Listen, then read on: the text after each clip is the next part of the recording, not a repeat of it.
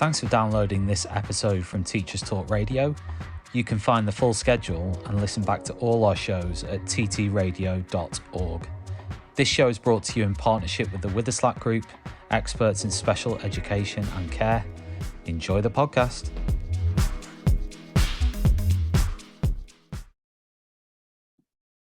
Okay. And good morning, Susan, and welcome. Good morning. How are you today? I'm excited about this, and I'd like it to work out really well. I'm sure it will. Let's go for it. Yeah.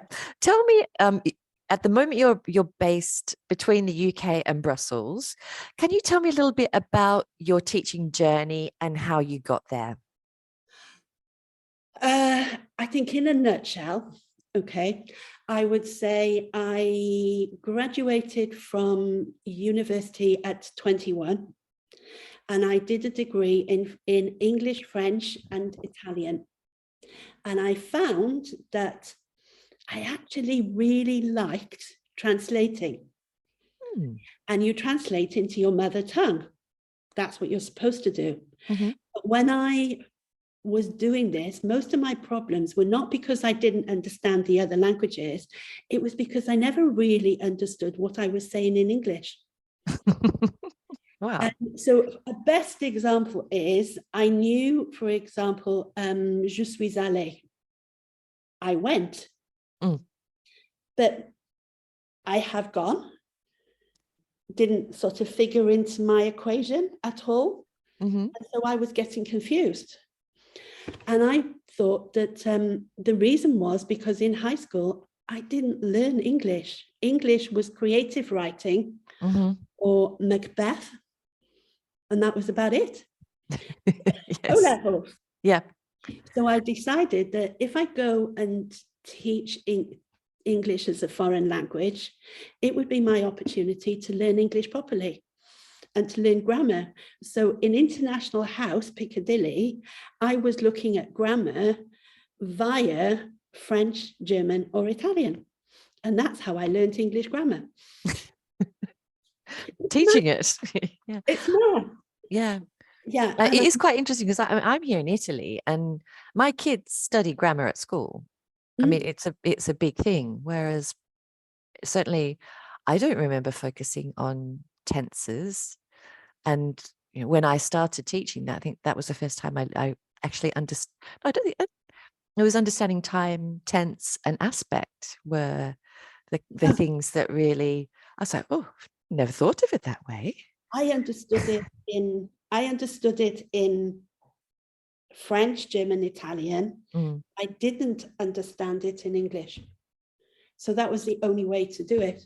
So it gets really interesting when you think that even today, this native English language teacher and non-native is still there.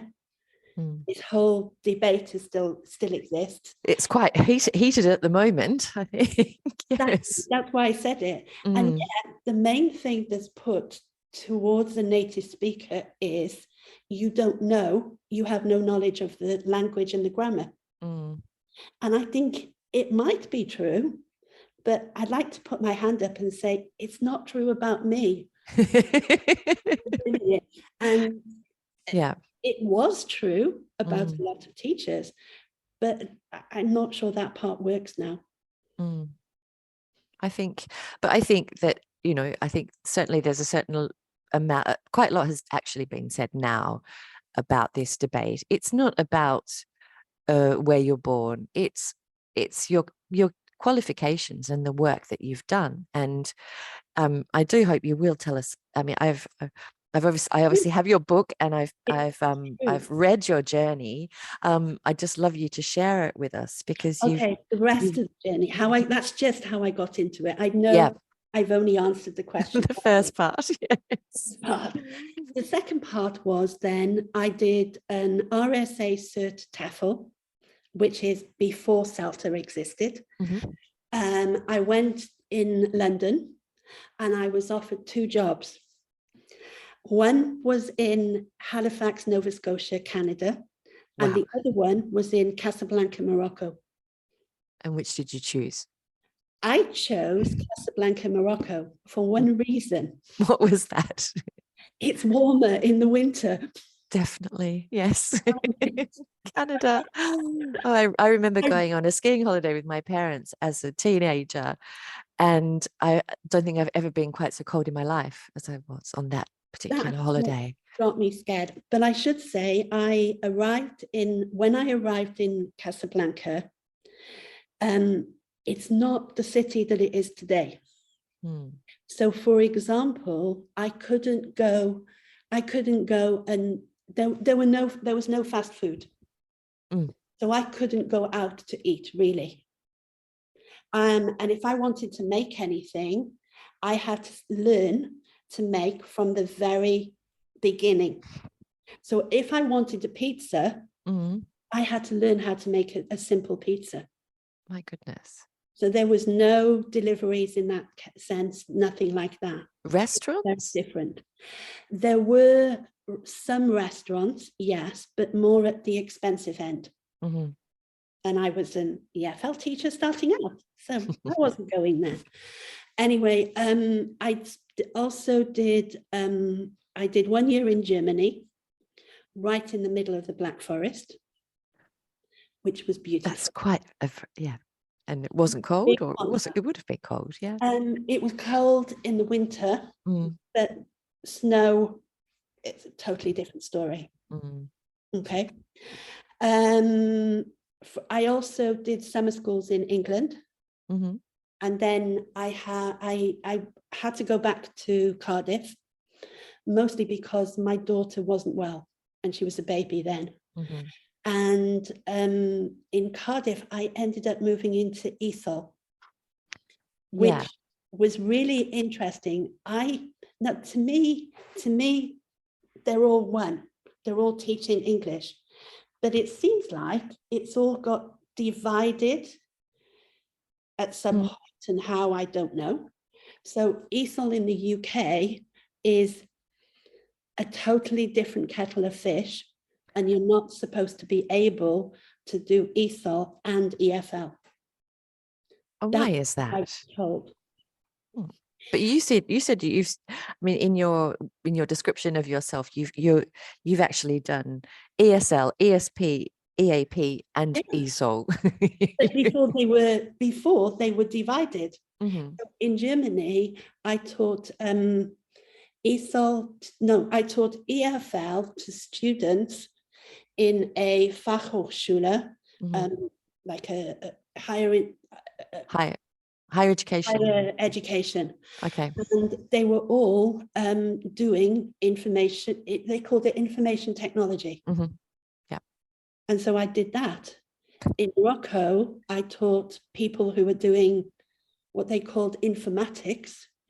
And we did translation from French into English, and from English into French, as part of the course.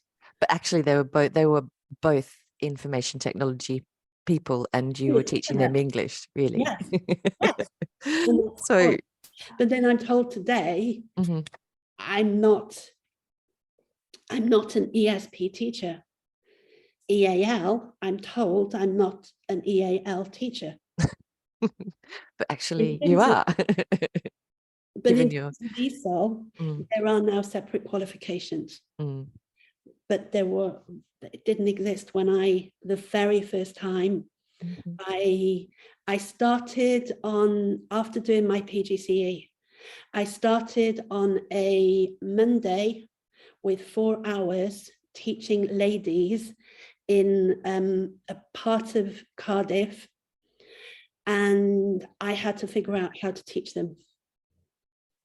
I think I read about that. I did mention it in there. Yeah, you do. And they are amazing ladies. Amazing. Tell us a little bit about them before we go on to ESOL. Okay. They were amazing they're amazing because they have had no or very little education. The very little is a number of them their education was interrupted by the civil war in Somalia. That's really, so they didn't get any further. They, one year, a whole group of ladies came in from Somalia, Yemen, and the people with some education came from Pakistan. Okay. And they didn't know any of the international words. Hello, goodbye, Coca-Cola. None of them. That's amazing, isn't it? Yeah. So you're talking about very little education. I imagined them as a very blank, brand new whiteboard that no one's ever touched. And how did you approach that? How did you? I think it's the same. I think for me, it's the same as this whole non-native or native speaker. Everyone has strengths and weaknesses. Everyone has some knowledge. Okay. And maybe it's not the knowledge that I'm expecting them to have, that I shouldn't make assumptions. So I went from the principle that these ladies, they can cook up a very, very delicious meal. They don't have a piece of paper with the meal written down. They don't follow recipes. It's all in their mind. And that's the principle that I started on. Wow. The rest of it I explained in the book. Well, and that's the principle I started with. Everyone has got strengths. Everyone has got weaknesses. The important thing is that you're aware of them, that the teacher is aware of them, because teaching people, you are building. Okay. Those ladies from Somalia and Yemen, I had to find something to build on. And the final result? Some of the ladies went on. Actually, the final result is that some of the ladies picked up the opportunity that was given to them to do step 1 and step 2 of the Trinity ESOL Skills for Life exams. Wow. They went in and did step 1 or step 2, and they all came out with massive smiles on their faces. And we all said, the result doesn't matter. That's in a couple of weeks' time. Yeah. They had a great time. And that's why I decided later I wanted to become a Trinity examiner. Because it's about the experience. Yeah. It's a very different experience, isn't it? Yes, a very different experience. Yes. You mentioned quite a lot of things in your book. When we spoke the other day, you base your book on lessons from the classroom, and what you've learned from your learners.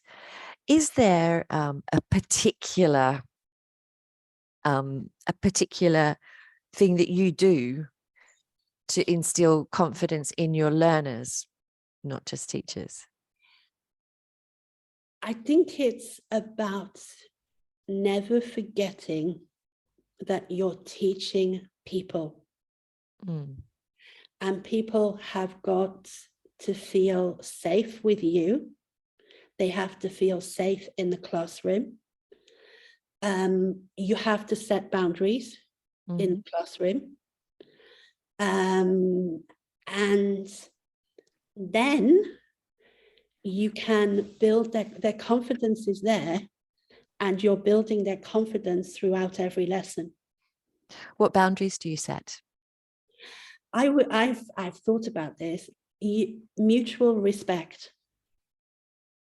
There has to be mutual respect. So you have to respect them, and they have to respect you. And if I'm going to stamp on someone, it's when they start showing respect for the other people in the room.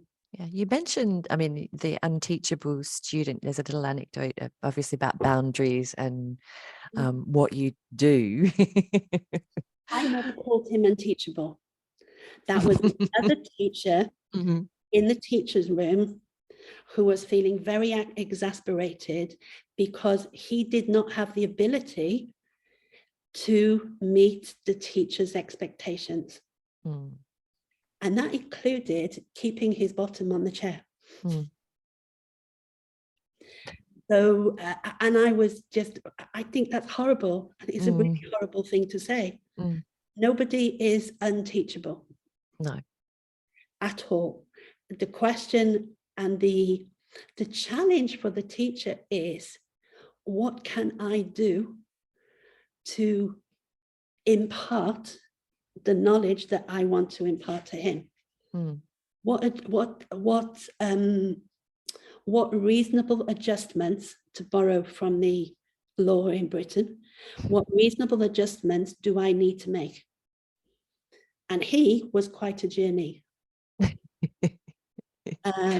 He was quite a journey, but happily, I did not have 24 people sitting in the classroom. It was small classes. How many did you have? I had between 6 and 8. Okay. All the same nationality, all male.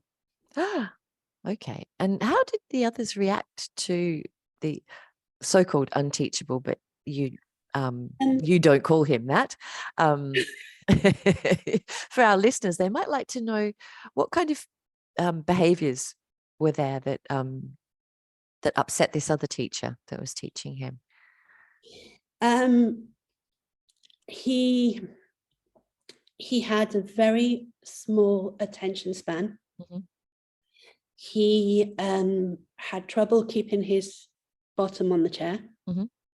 He would get up and say, I need to go for a cigarette break. And he really, those were the things. Yeah. Happily, the others in the class were the same nationality. And they were aware of, they were more interested in my reaction to him than his behavior. Okay. Which was good. And how did you react? The main thing I never ever did was I stayed calm. And in my head, I kept a distance between him and me. So he could quite easily, without even knowing he was doing it, he could quite easily draw the teacher in, and the teacher then is going round and round in circles and gets nowhere. That's quite a familiar scenario. I'm sure many of our listeners may have found themselves in a situation like that. How did you deal with it? Okay, it was a period of time. And so not a quick fix solution. It was a quick fix solution. One of the things I felt with him was that he was dealing with a huge amount of testosterone. So one of the things I asked him was, have you joined a gym? No, but I'm looking for a gym. Right, let's go and join a gym. Bring the details to me. Let's get you in the gym. You need this to help you settle down. He did. Money was not a consideration. He did. I also at times told him that, well, that's okay. Yeah, you can go for a cigarette break. But my condition is that when you come back into the room, you must not disturb the other students. If we're doing an activity, you have to come in quietly. And you have to insert yourself in the activity. And what the activity is, etc., all of that, that's your problem. You went out for a cigarette break.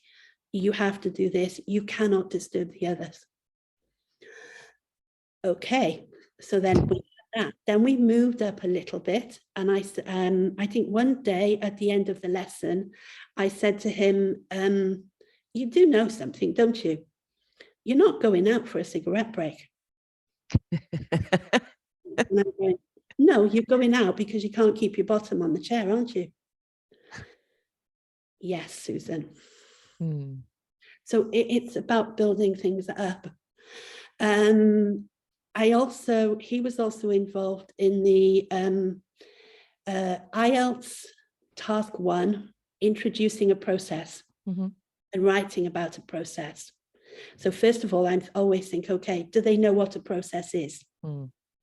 Well, these boys, you cannot say to them boiling an egg.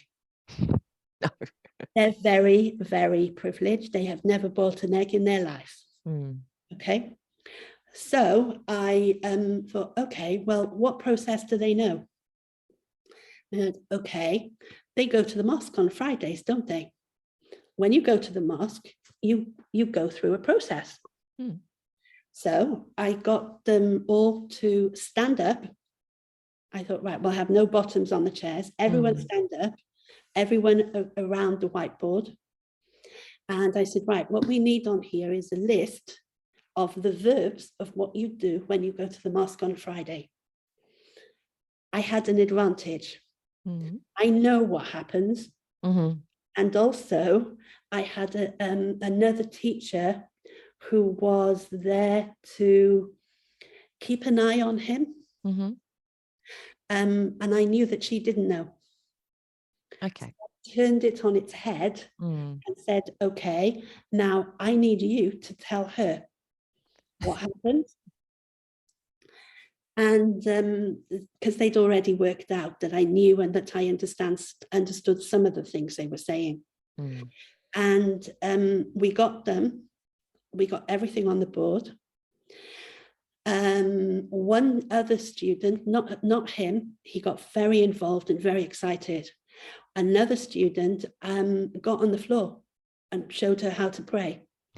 Which was great, brilliant. Wow, yeah. Really good. An hour and a half, he didn't go for a cigarette. So I thought, this is interesting. But he was explaining to her different things. Why do you wash before you pray? He was explaining all these different things. So it turned out to an hour and a half of it was an hour and a half conversation class in which I made use of her. I made use of them, and I made use of the concept of the process when you go to the mosque. And also the strategy of doing a class standing up. I mean, yes. I have a son who's 12, and I get messages from his teacher saying he can't sit down. And I'm like, well, 8 till 2 for a 12-year-old sitting down all the time. And there are adults that need to stand up and move. And this is the young man. At the time, he was 19. Yeah. 19. So we did all of that. I got the verbs on the board. I asked them, and this was my strategy with homework, I asked them to write the list of verbs down, to put them into a paragraph and give them to me as homework. But I also told the class, and especially him, if you do the homework, it only benefits you. If you don't do the homework, it makes no difference to me. I said, because I've already been to university. I've been to 4 universities. You want to do your IELTS to go to 1 university. So it doesn't matter. It's up to you. The interesting thing about that one was he actually did the homework for the first time. So movement, responsibility. Yeah, you're ticking all the boxes. But also, I got to say this, on a personal level, he was amazing. My mum went into hospital, and it was about a year before she died. He came to find me. He wasn't with me then, but he came to find me to say, is there anything I can do? I'm really sorry. I can arrange for a chauffeur to pick you up and take you to the hospital every day. I bring a doctor from London if it will make any difference. He was ready to do that. Wow. He was serious. There was no joke. When we went, and I told them I would visit their country after my parents had died. Mhm. And the very first Christmas, I did not want to stay in the UK. Mm. So the very first Christmas, we went to their country.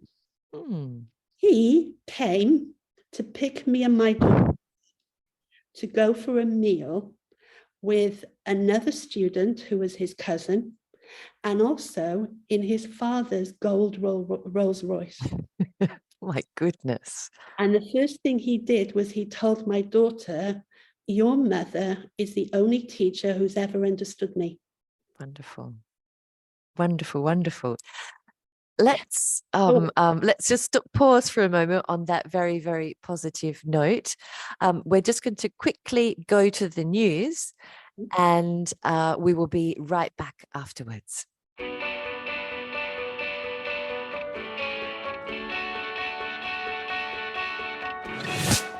This episode of Teachers Talk Radio has been made possible with support from Witherslack Group, the UK's leading provider of SEN education and care. They're here to support you too through an ever-growing offer of free resources, including webinars, podcasts, articles, and events aimed at supporting teaching professionals like you. Visit their website at www.witherslackgroup.co.uk to find out more. If you're listening to this, then we know we share one thing in common: a passion for the type of outstanding education that every child deserves. That's what makes us the leading provider of specialist education and care. We need people like you to help us achieve even more. With us, you'll be given all the resources and support you need, offered a clear path to career progression, and be rewarded with some of the best salaries and benefits the industry has to offer. We are Witherslack Group. If you'd like to find out more, we'd love to hear from you. Visit www.witherslackgroup.co.uk/careers and be part of our future. This is Teachers Talk Radio, and this is Teachers Talk Radio News.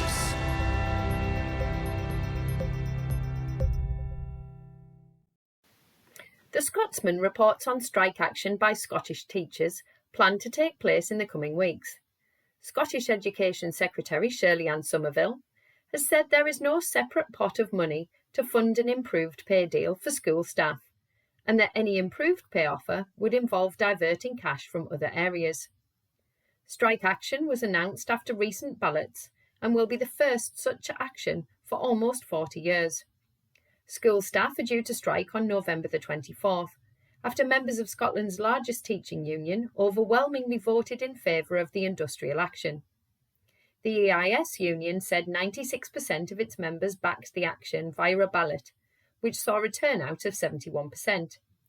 The most recent offer of a 5% pay rise was rejected 3 months ago. Ms Somerville told the Scotsman that she was absolutely determined to try to reward staff with a pay rise closer to the 10% being sought by unions, but warned it would lead to difficult decisions in other areas. In Wales, school children have been given the green light to support their national team in the group game against Iran. The Welsh Government has agreed to let schools decide how to manage the timetables during the game, which kicks off at 10 a.m. on Friday the 25th of November. The team is in the nation's first World Cup for 64 years. The FA of Wales has organised a Football Friday for the day of the Iran game. Around 1,100 schools throughout the country are preparing for a full day of football activity. The Welsh FA has created packs including bunting, footballs, flags and posters to mark the event. Skills sessions, inter-school matches and football festivals are also planned for either side of the Iran game. Pupils in both primary and secondary schools are planning to take part in the events. FE Week focuses on the efforts of colleges across the country that have been instrumental in helping refugees from the war in Ukraine build a home away from home in the UK. Since the war began, around 7 million citizens of Ukraine have left their homes and almost 150,000 have found sanctuary in the UK. The country's colleges have dedicated their efforts to laying on ESOL courses to help refugees master English, as well as other learning opportunities designed to help Ukrainians settle in. Whilst numbers vary from area to area, some colleges have signed more than 100 Ukrainian students onto courses. And not just for ESOL. At least 1,200 students are on A-level or other post-GCSE courses. But it's not just about teaching English. College staff have also worked to provide other practical support, such as free bus passes, lunch vouchers, and loaned laptops. The full story can be found on the FE Week website. Finally, a new resource for secondary school-age pupils has been launched to encourage young people to consider a career in the veterinary professions. The British Veterinary Association has endorsed the Vet Team in a Box resource, produced by University of Liverpool. The resource is designed in line with the Key Stage 3 national curriculum and helps students participate in scenarios which aim to demystify the veterinary professions and remove perceived barriers to joining. The resource will be available later this month. This has been your Teachers Talk Radio News with Jo Fox. This is 2 Minute Tech with Steve Woods, your tech briefing on Teachers Talk Radio. Hello! This week let's talk gadgets and tech that helps us teach, but also might be something to hint at for a gift in the near future. Before I start, I'd like to define tech as anything that's been made that makes a difference to how we interact with the world, usually for the better. A pencil or scissors, for example, are classed as tech in my definition. That being said, let's look at what a few internet searches have brought up as must-have tech for teachers. Mini whiteboards, a favourite of Nathan Ginn, have got to be super useful. Things to watch though is pens running out.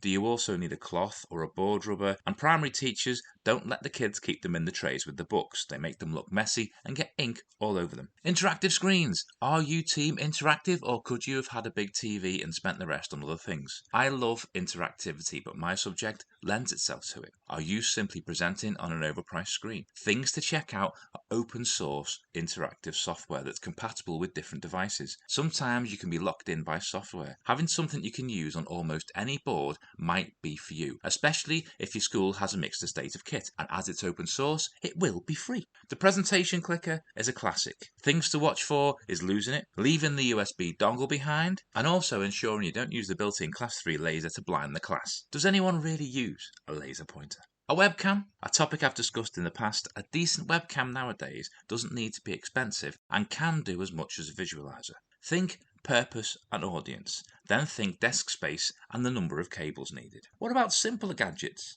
Feedback stamps. With these, I'd just be certain the way feedback is given isn't going to change before you buy them to get value for money from the stamp. Ninja pens. Is it a ruler?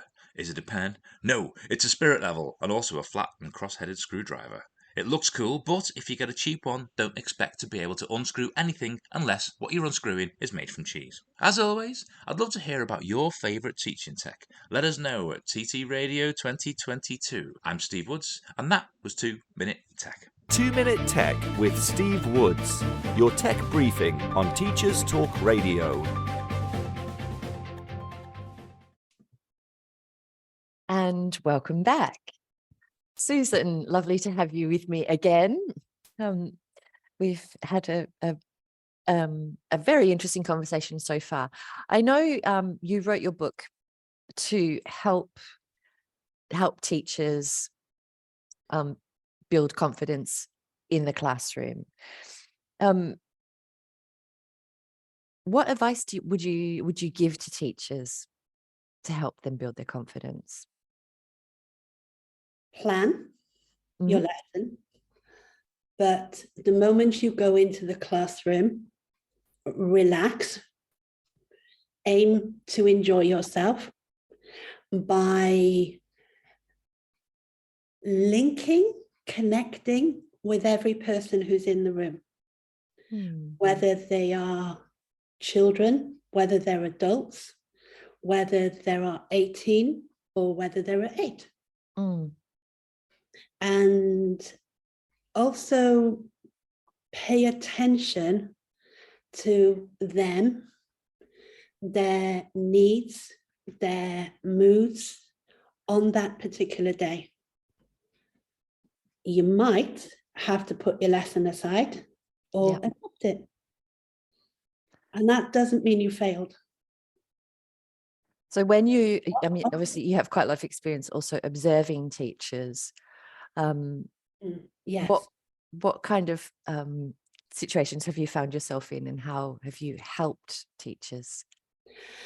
I was taught it was a course to do with ESTIN inspections in Wales when they go into FE colleges, and I believe that feedback is a two-way thing, and it needs to be two ways.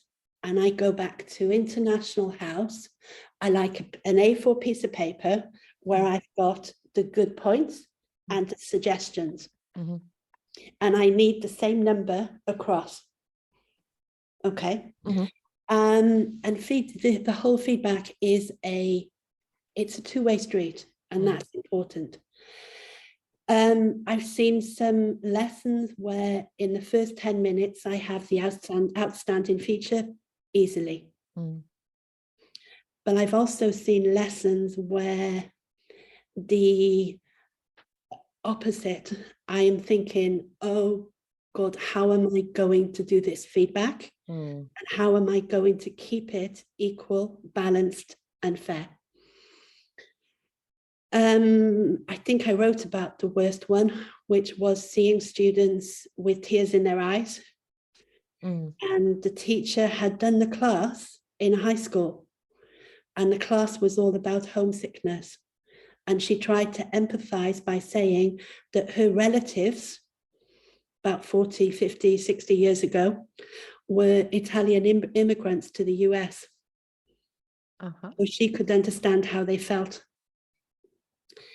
Unfortunately, I saw the tears, I saw the look on their faces, and I knew, and some of them, I knew their backstories. The lady from Kenya, who was Black, who was married to a German who was white, and they both had to get in a car. They both had to run to the border to get out of the country in the car. She had the children with her. She made it to the UK. He didn't.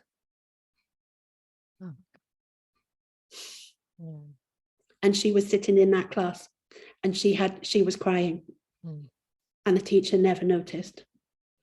That's a bit much, isn't it? Not to it really notice was that. Yeah. When I've seen it bad, it's been really too much, and that was too much, definitely.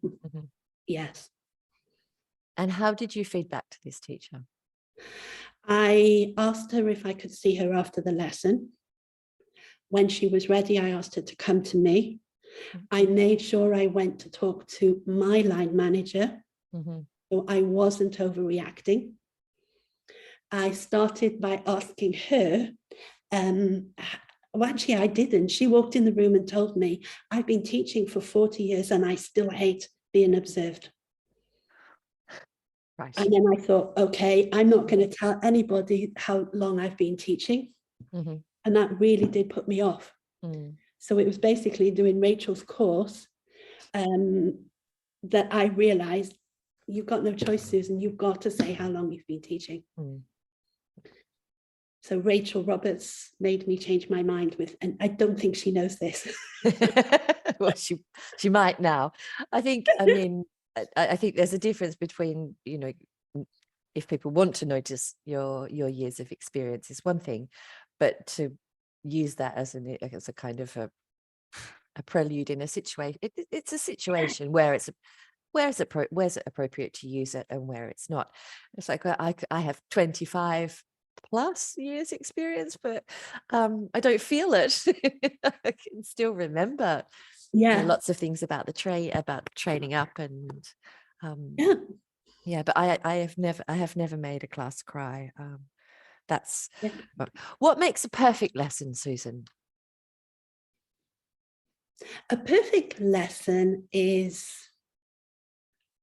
balanced, active, because balanced, full participation in the lesson, and the lesson itself has an introduction, it has a development, and it has a conclusion. Perfect. I think in a nutshell, it's got to be on both sides. Yeah. definitely. What inspired you to write your book? I think that I noticed, especially during the course with Rachel, people were talking about different things. And there were a number of occasions we were talking about something that involved teaching, and I was being quiet. And I thought, okay, you've got to stop this.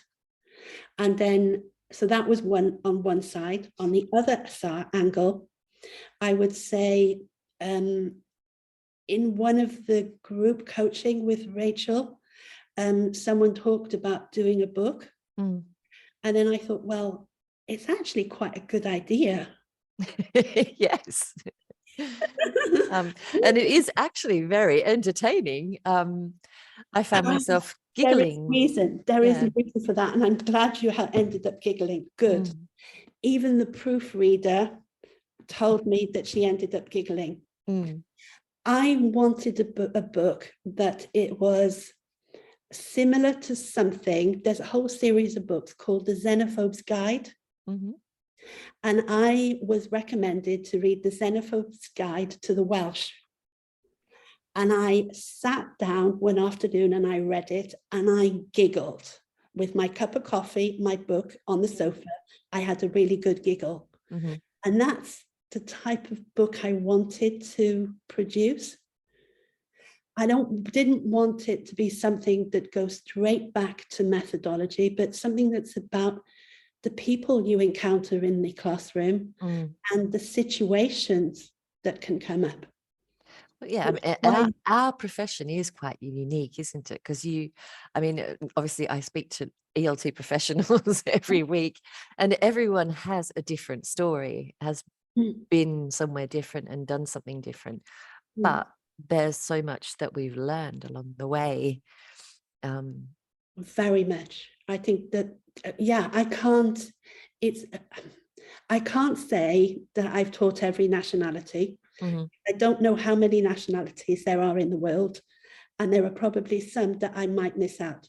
But you've had but I've taught a lot. Taught a lot. And you've taught in a variety of places and in a huge variety of contexts. Do you have a preference for any particular country or teaching in general? I don't have a preference for any particular country, but I would say, looking back, I've noticed that I spent a lot of my life teaching Arabs in some form or other. Yeah, whether it's a 6 to 8 year old class of children, or whether it's young men who are going on to university. Pre-sessional. Yeah. IELTS. Pre-sessional. Pre-sessional. Okay. Wow. When we chatted the other day, you mentioned that you had a bit of a run-in with an inspector. Oh, I wouldn't call it a run-in. It was an experience. An interesting experience. So when you work in an FE college or higher education, the inspector is an inspector first, but it doesn't mean that they know your subject. And I taught a class which at that time was called A3, which would be entry 2, maybe B1, working towards B1. And we had done the present simple and the present perfect. And my lesson plan was to start by quickly reviewing what we'd already learned. And I got them involved. We put it all on the blackboard, as it was at that time in that school. And it was really something to look at him and to see the lights dawning in his eyes. It turned out that I think he was an engineer, an electrical engineer. Right. That was the subject, not English. He was observing your lesson. And he was observing my lesson. At that time, there was no individual feedback when there was an inspection. The main feedback went to the managers. And did they pass anything on to you? No, Yeah. the only thing they said was that generally they enjoyed it all. That's Wonderful. Wonderful. Who inspires you? who inspires me. Mm. I think probably I'm going to say in many ways my grandmother was Okay. an inspiration. She was 11. She was put into service. She worked all her life. Wow. She ended up managing a laundry that was attached to the local hospital. Mm-hmm. She didn't have a very good education, but she had a lot of knowledge. Life knowledge. Oh yes, life knowledge. Wonderful. Yes. Wonderful. I suppose the other one I would say who inspires me has got to be my husband's grandfather, Okay. who was, my husband's Moroccan. Mm. And he was in the Moroccan army, attached to the French army. Mm-hmm. He was a prisoner of war in Indochina. And when I went to Germany, he laughed and told me he spent a month in the Black Forest on his way back from St. Petersburg to Bordeaux. Oh, and he left school when he was 14. my goodness. So I think it's this whole idea that people have experiences, people have knowledge. And it doesn't matter if you are very privileged or if you are not privileged at all. And it's the same when you go to European countries. You can see, I've done exams in Madrid. I've been to the richest area of Madrid and done exams, and one of the most deprived areas of Madrid and done exams in the same week. It's quite an interesting path, isn't it? The examining, or particularly Trinity exams, you do get to travel quite a lot. Hopefully that will happen in the future, but right now, no. No, yeah. Hopefully things will get back on track. What are your plans for the future?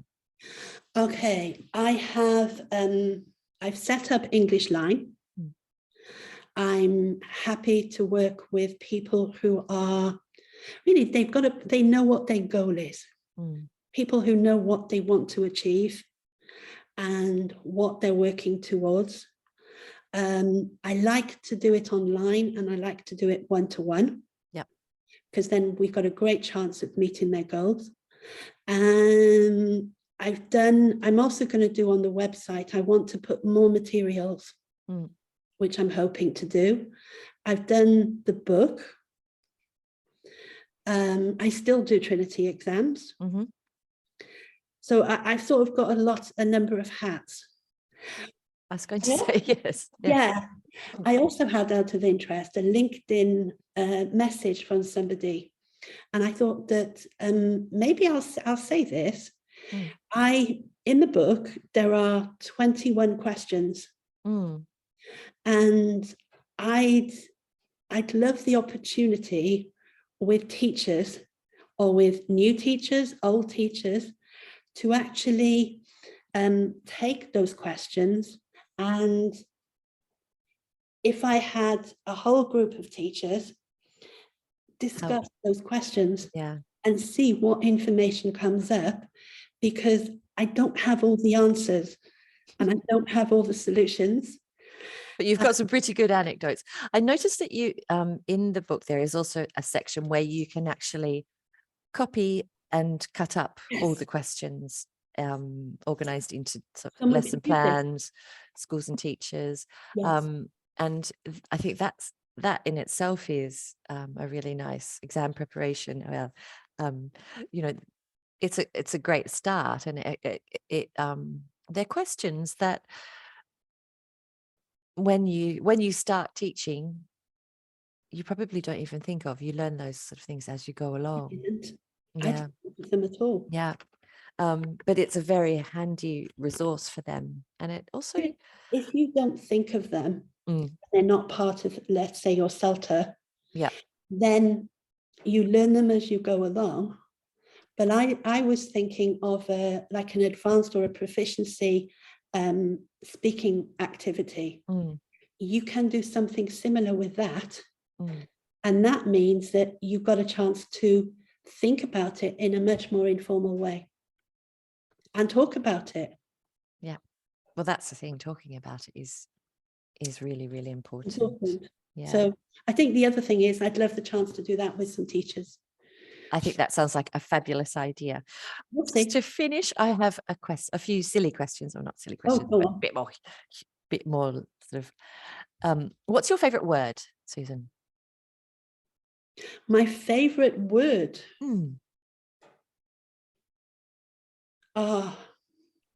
Okay. I'm sorry, but it's not English. My favourite. Okay, that's lovely. My favourite word has to be cariad. It's Welsh. Which means, I'm sorry. It means cariad is love. But it sounds sort of warmer. It does. It sounds much warmer. And yes, so I'd say that's my favourite word. If you could switch lives with someone for a day, who would it be? I wouldn't want to. Fair enough. Why would I want to do that? I suppose out of curiosity, see what their life is like. I'm going to say my younger self, but then I'm not sure. No, I don't want to. No. What would you say to your younger self? What advice would you give? Be strong. Be balanced in everything you do, and keep doing the right thing. Wonderful. I think on that note, it's time to say good morning to you all and have a lovely Wednesday. And I will see you all back here same time next week. Thank you for having me. Thank you for coming, Susan. Lovely talking to you as always. You've been listening to Teachers Talk Radio. Tune in live and listen back at ttradio.org. We look forward to hearing from you next time on Teachers Talk Radio.